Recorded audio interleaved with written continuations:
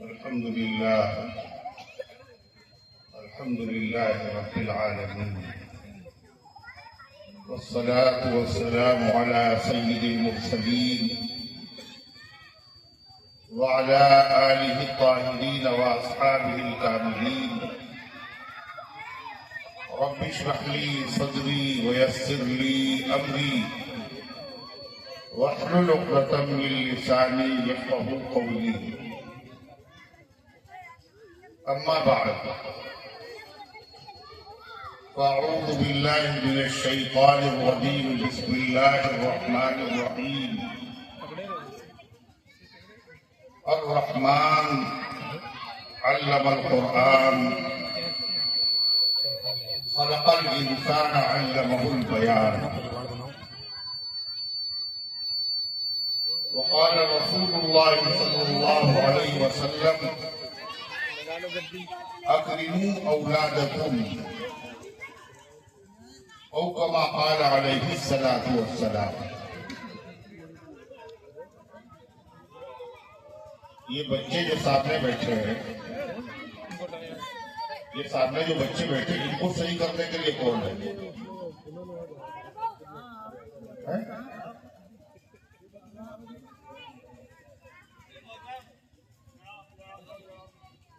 جناب صدر محترم، حضرات علماء کرام، عزیز نوجوانوں اور بزرگوں اور باوقار ماؤں اور بہنوں، وقت کافی ہو چکا. سردی کا یہ موسم ہے. کافی دیر سے آپ حضرات یہاں تشریف فرما ہیں. بہت ساری باتیں آپ کے سامنے آ چکی ہیں. دیکھیے، زیادہ لمبی بات مجھے نہیں کہنا. مختصر وقت میں دعا کیجیے کہ اللہ تعالیٰ کچھ کام کی اور مفید باتیں عرض کرنے کی توفیق نصیب فرمائے اور ہم سب کو عمل کرنے کی توفیق عطا فرمائے. میرے بھائیوں اور میرے عزیزوں، یہ اجلاس مدرسہ وسیع العلوم مجاسا ملی آباد کے ان بچوں کی حوصلہ افزائی کے لیے ہے جنہوں نے اس مدرسے میں رہ کر قرآن پاک کی تعلیم حاصل کی، دین کی ضروری بنیادی باتیں سیکھی، بہت ساری اخلاقی اور اہم معلومات حاصل کی. جس کا آپ نے ابھی دیکھا، بچوں نے جو مظاہرہ پیش کیا، مکالمہ پیش کیا، نعتیں پڑھی، تقریریں پڑھی، اس سے اندازہ ہوتا ہے کہ ان بچوں پر بڑی محنت کی گئی. قابل مبارکباد ہیں مدرسے کے محتمم مفتی تاج الدین صاحب اور مدرسے کے اساتذہ کہ ان کے اہتمام میں، ان کی نگرانی میں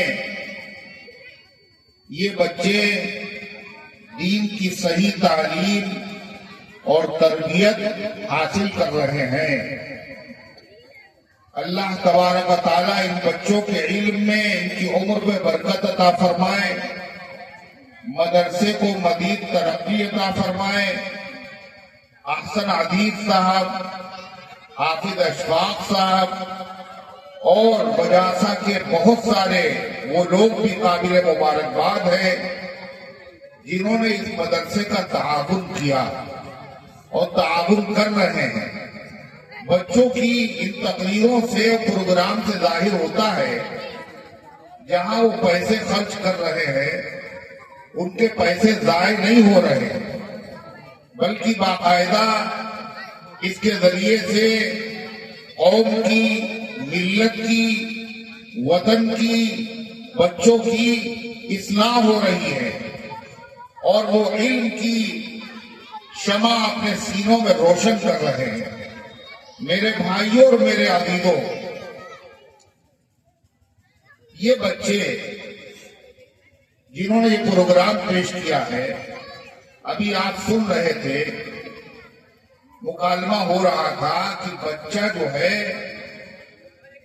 وہ باپ بوڑھا ہو گیا اور اس نے آفس میں جب باپ پہنچا تو اس کو ڈانٹ دیا اور بھگا دیا۔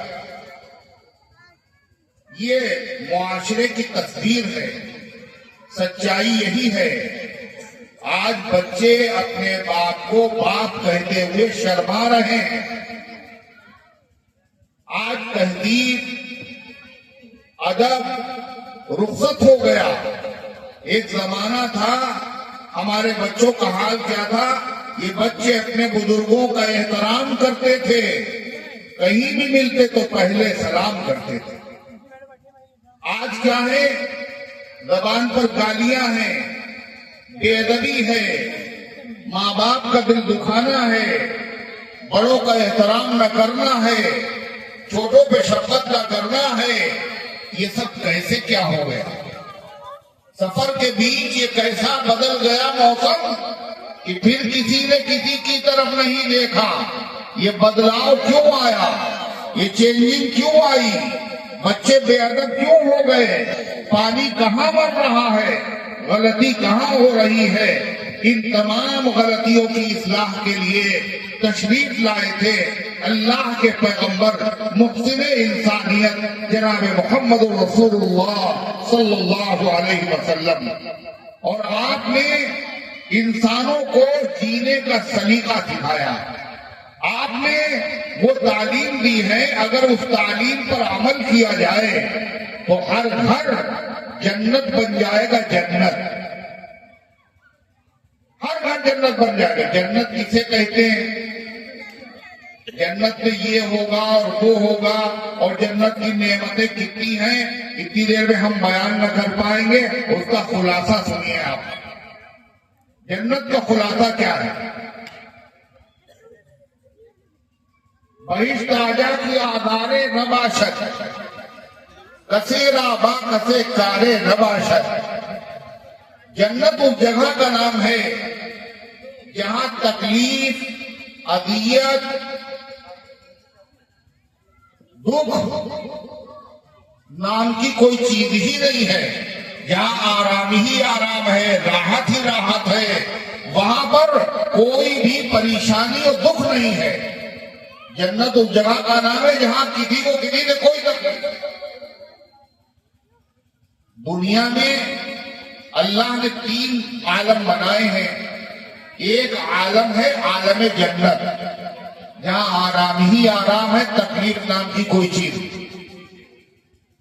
ایک دنیا بنائی ہے جہنم، جہاں تکلیف آرام نام کی کوئی چیز نہیں۔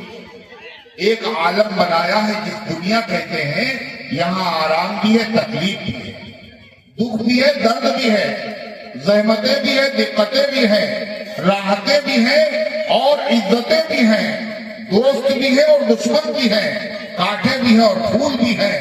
حضور پاک صلی اللہ علیہ وسلم نے فرمایا، آؤ ہم تمہیں ایک ایسی تعلیم بتاتے ہیں کہ دنیا جنت بن جائے، تمہارا مجازہ جنت بن جائے، تمہارا ملک جنت بن جائے، تمہارا گھر جنت بن جائے۔ جہاں نبی کی تعلیم نافذ کر دی جائے وہاں جنت ہو جائے اور رحمت بن جائے، وہاں کسی کو کسی سے کوئی تکلیف ہی نہیں ہو سکتی ہے۔ نبی پاک علیہ السلام وہ تعلیم لے کر کے آئے۔ وہ تعلیم کیا ہے؟ کسی کو کسی سے شکایت نہ ہو، سب ایک دوسرے سے خوش ہوں، اذیت نہ ہو، پریشانی نہ ہو، محبت ہو، ملنساری ہو، جھگڑے نہ ہو۔ ایسی کیا خاص بات ہے؟ بتایا اللہ کے نبی نے کیا فرمایا؟ فرمایا ایک دوسرے کے حق ادا کرنے والے بن جاؤ۔ کیا کہا؟ کیا کہا؟ ہر آدمی، ہر مرد، ہر عورت، معاشرے کا ہر فرد، وطن کا ہر آدمی، ملک کا ہر آدمی گھر کا ہر فرد دوسرے کا حق ادا کرنے والا بن جائے. اگر ہر آدمی دوسرے کا حق ادا کرے تو جب کوئی حق ادا کرتا ہے تو اس سے نفرت پیدا ہوتی ہے.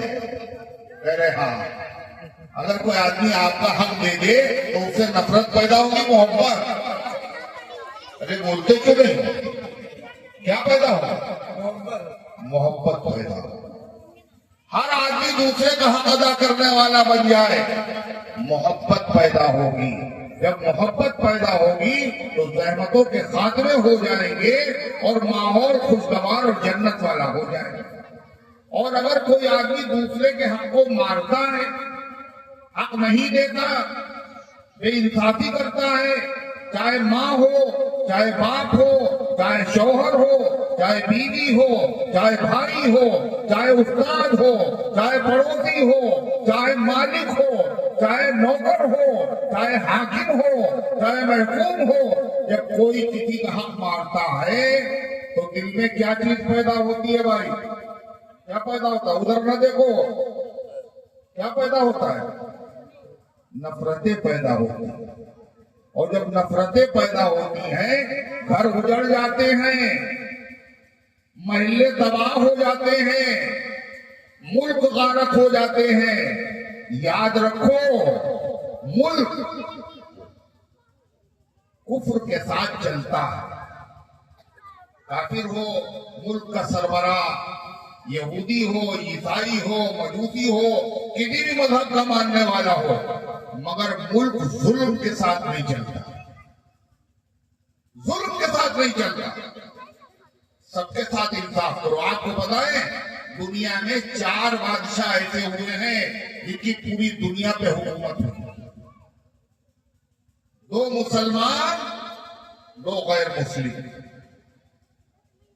جن کی پوری دنیا پہ حکومت ہوئی 2 مسلمان، 2 غیر مسلم.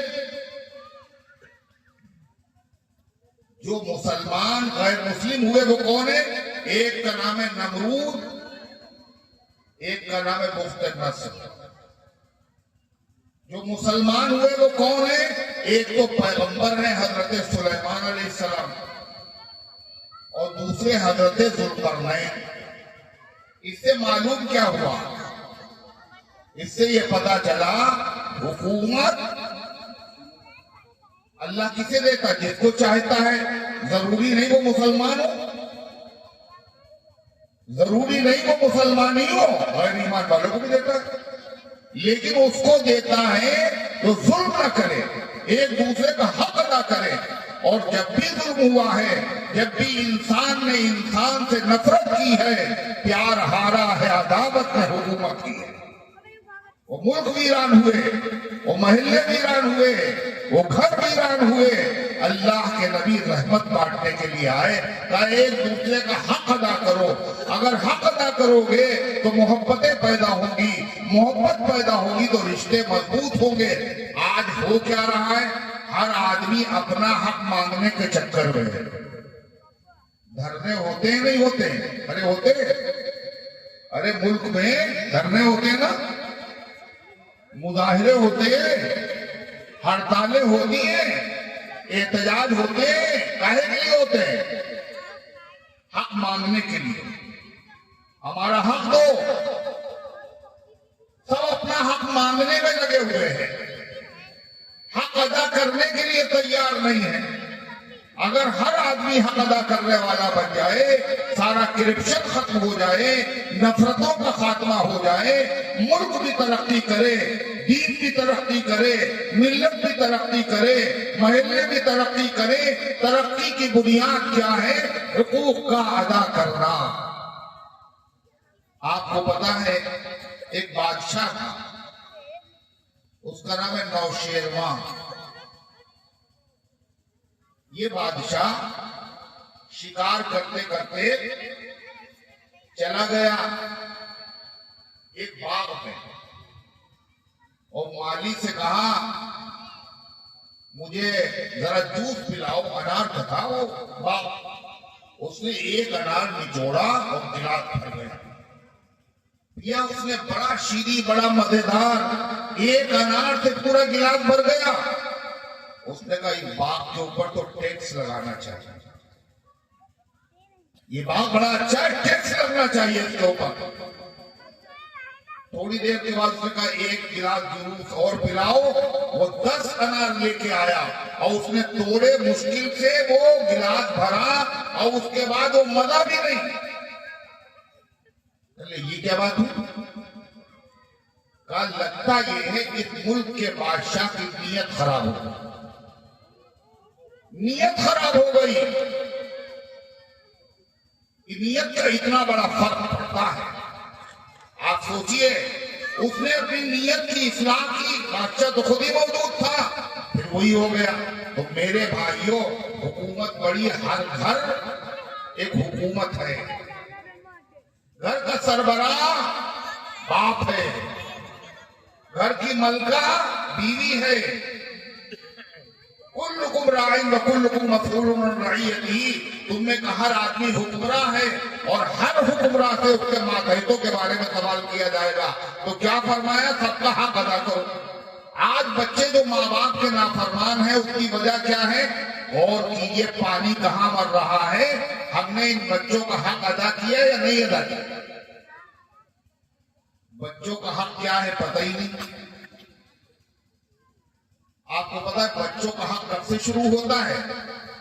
بیوی کا حق نکاح کے بعد، شوہر کا حق نکاح کے بعد، شاگرد کا حق شاگرد بننے کے بعد، پڑوسی کا حق پڑوسی بننے کے بعد۔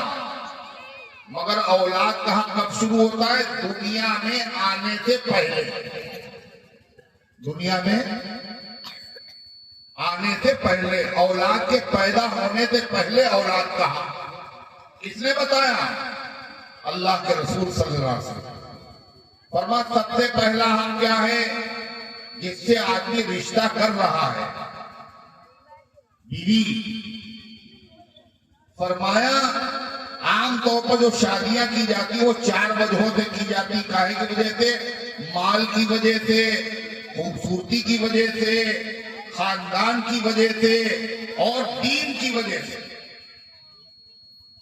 ان 4 وجہوں سے نکاح کیا جاتا ہے۔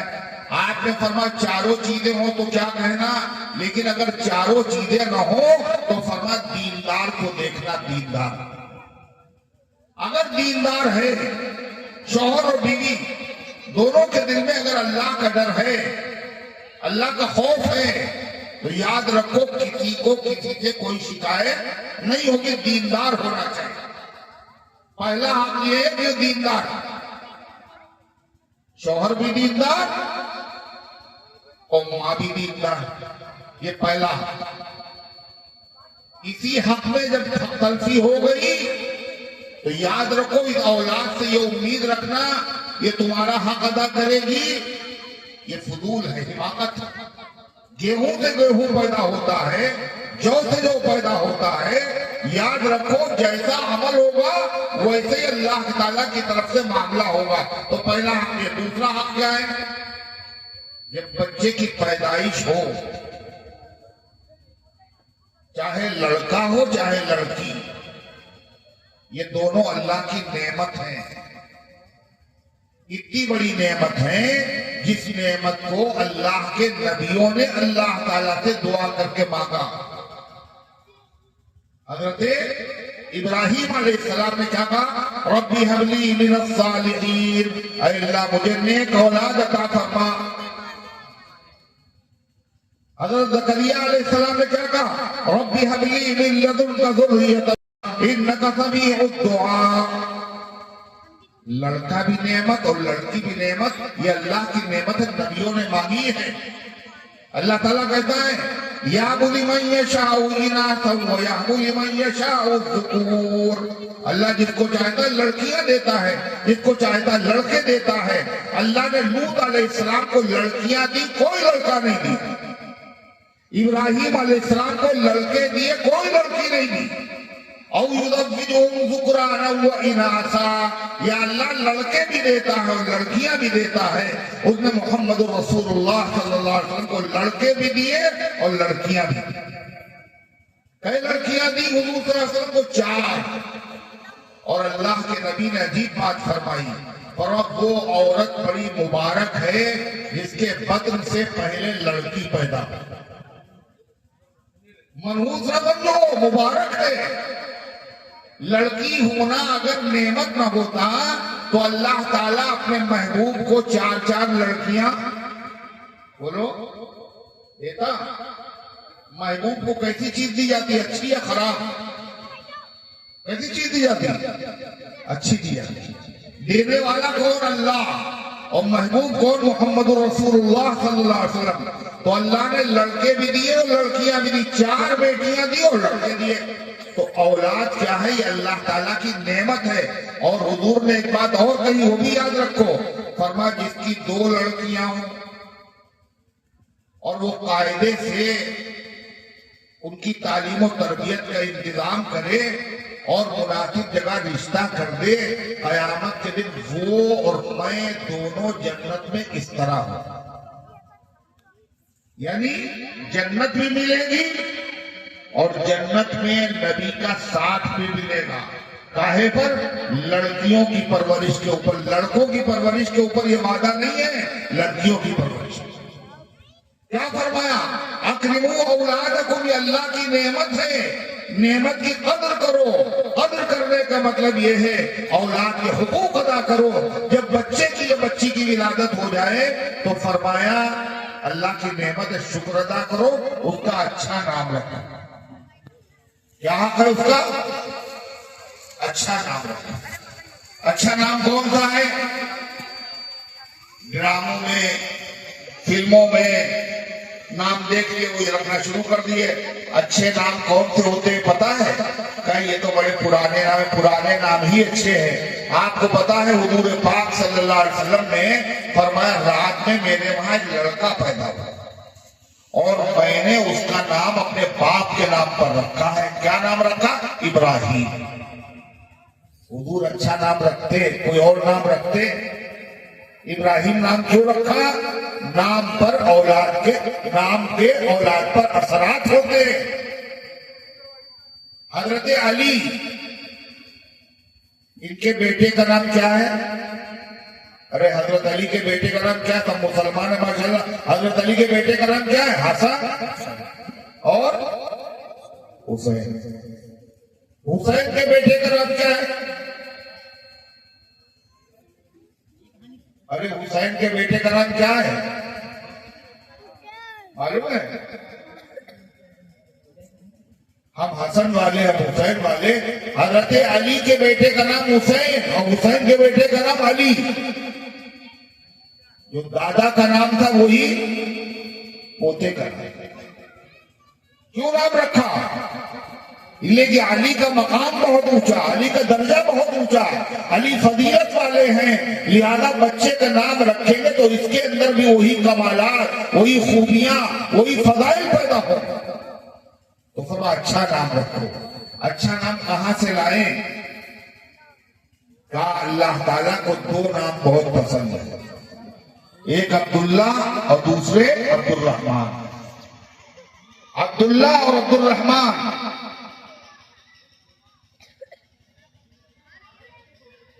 عبداللہ اور عبد الرحمن. اب پتہ ہے صحابہ نے سن لیا تو انہوں نے کیا کہا؟ ہر صحابی نے اپنے بڑے بیٹے کا نام کیا رکھا؟ عبداللہ. عبداللہ ابن زبیر، عبداللہ ابن رواحہ، عبداللہ ابن ابو بکر، عبداللہ ابن عمر، عبداللہ ابن عثمان، عبداللہ. ہر صحابی نے نام رکھا. نام کا اثر ہوتا ہے. پھر قرآن میں اللہ کے نام کتنے لکھے ہوتے ہیں؟ 99. اس نام کے شروع میں لفظ عبد لگا دیں وہ اچھا نام. حضور صلی اللہ علیہ وسلم کے 99 نام، جس نام پہ نام رکھیں وہ اچھا نام.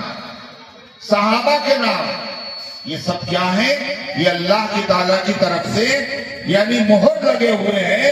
یہ سب آنکھ بند کر نبی کی بیٹیوں کے نام، نبی کی بیویوں کے نام. اچھے نام کیا ہوتا ہے؟ تو پہلا حق یہ ہے کہ اچھا نام رکھے. اس کی بیوی یعنی اس کی ماں اچھی ہو، باپ اچھا ہو، دیندار ہو.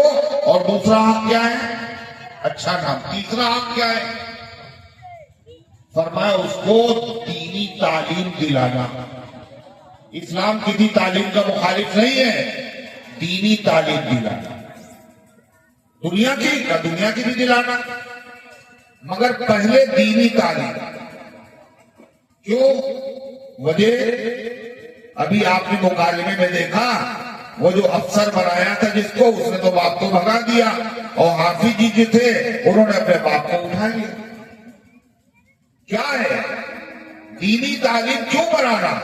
اس لیے کہ دینی تعلیم جو آپ دلائیں گے اس کا عقیدہ صحیح رہے گا، اس کا ایمان صحیح رہے گا، وہ ماں کو ماں سمجھے گا اور باپ کو باپ سمجھے گا، وہ اپنے گھر والوں کا احترام کرے گا، عزت کرے گا۔ آپ یہ بتائیے، آپ نے اپنے ایک بچے کو بھیجا کہاں؟ امریکہ، لندن،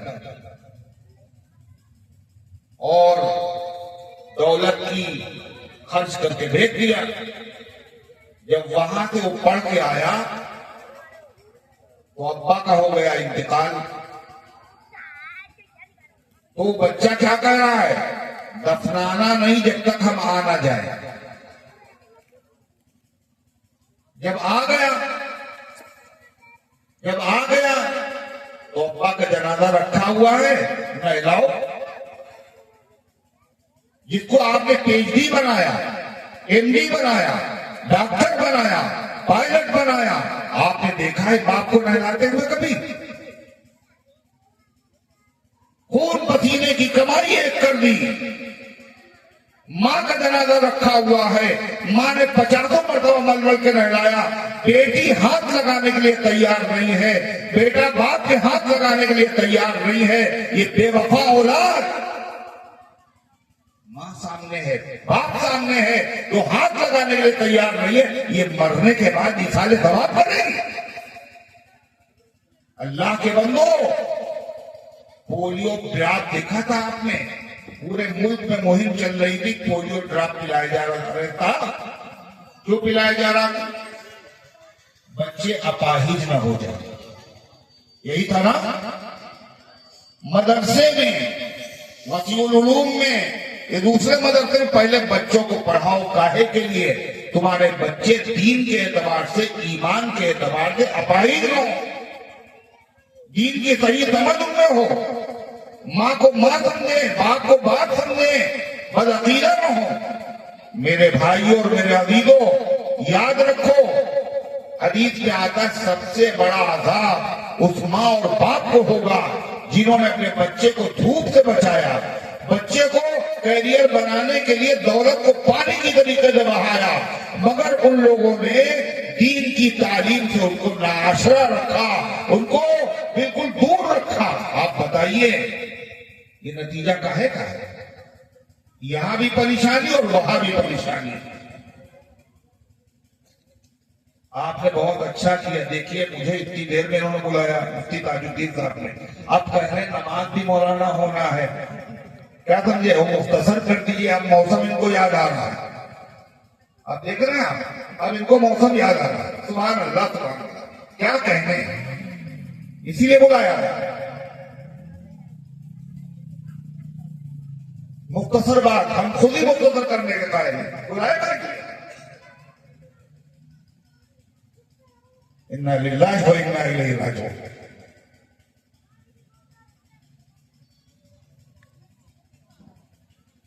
اب آپ بتائیے، یہ میں آپ کے سامنے جو بتا رہا ہوں یہ سچائی ہے۔ جنازہ رکھا ہوا ہے اور مفتی تاج الدین صاحب کھڑے ہوئے نماز پڑھانے کے لیے، اور اس کے بعد یہ کیا پوچھتے ہیں؟ اجازت ہے؟ ارے پوچھتے نہیں پوچھتے ہیں، جنازے کی نماز میں پوچھتے نہیں پوچھتے ہیں، عید کی نماز میں پوچھا ہی ہوگا کبھی، بقرعید میں، الوداع میں، جمعے میں، یہی نہیں ان کے بڑے، بڑوں کے بڑے جب بھی نماز پڑھاتے پوچھتے ہیں اجازت ہے؟ یہ کیا ہو جاتا سب کو اجازت ہے؟ کیوں پوچھتے ہیں؟ اس لیے پوچھتے ہیں جنازے کی نماز پڑھانے کا زیادہ حقدار وہ ہے جو میت کا قریبی رشتہ دار ہے، اس کا بیٹا، مگر بیٹا اس لائق کہا؟ ان کا اجازت ہے، ان کا اجازت ہے، اجازت ہے۔ کھڑے ہو گئے نماز پڑھنے کے لیے۔ آپ بتائیے پہلی مرتبہ اللہ اکبر کہنے کے بعد کون سی دعا پڑھی جاتی ہے؟ دوسری مرتبہ اللہ اکبر کے بعد کیا پڑھا جاتا ہے؟ بالغ کی کیا دعا ہے؟ یا دیدی؟ یہ سچائی ہے یا نہیں؟ بولو، کتنا بدنصیب ہے وہ باپ جس کے بیٹے کا جنازہ ہے اور اس کو مغفرت کرنے کا طریقہ نہیں۔ کتنا بدنصیب ہے وہ بیٹا جس کے باپ اور ماں کا جنازہ ہے اور آخری وقت میں دعائے مغفرت کرنے کا طریقہ نہیں۔ وہ کیسا بدنصیب بھائی ہے جو اپنی بہن کی دعائے مغفرت کرنے کا طریقہ نہیں جانتا۔ بات ختم نہیں ہوئی،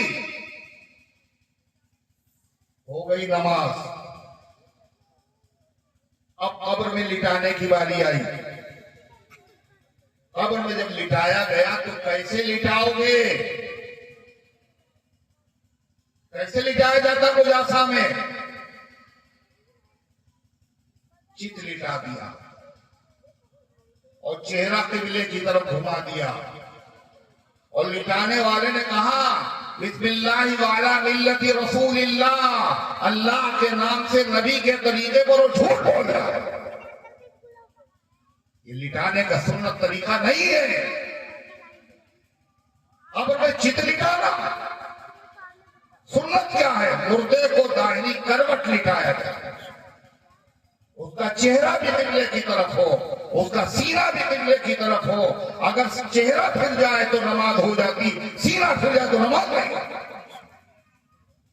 کتنی مائیں اور بہنیں اور کتنے بزرگ لٹائے جاتے رہے خلاف سنت طریقے پر، آج بھی لٹائے جاتے۔ یہ علم کہاں سے ملے گا؟ یہ مدرسوں سے ملے گا۔